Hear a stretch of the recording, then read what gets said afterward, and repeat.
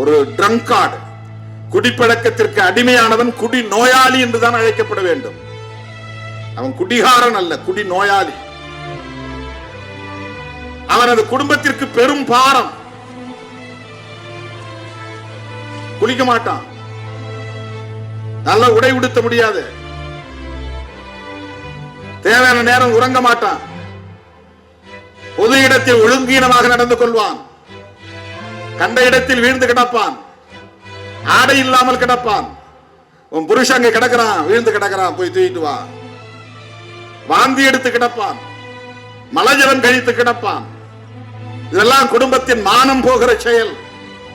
அவனை திருத்த முடியாது. காலில் விழுந்து கதறி எழுதாலும் அவன் மாறமாட்டான். மிகப்பெரிய பாரமாக மாறுகிறான்.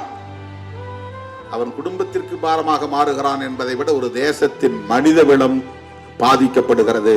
அப்படி ஒவ்வொரு இளைஞனும் பாதிக்கப்பட்டால் யோசித்து பாருங்கள். 20 வயது 21 வயதிலே திருமணம் செய்து பெண்டாட்டி பிள்ளைகளோடு மகிழ்ச்சியாக இருக்க வேண்டியவனுக்கு குடிப்பழக்கத்திற்கு அடிமையானால் கல்யாணம் பண்ணி வைத்தாலாவது திருந்து விடுவான் என்று பெற்றோர் நம்பி அதை மறைத்து ஊரான் வீட்டு பிள்ளையை ஏமாற்றி திருமணம் செய்து கடைசியில் அந்த பெண் அந்த பிள்ளைகள் கடுமையான பாதிப்புக்கு ஆளாகக்கூடிய ஒரு நரக வாழ்க்கையை சந்திக்கக்கூடிய நிலை.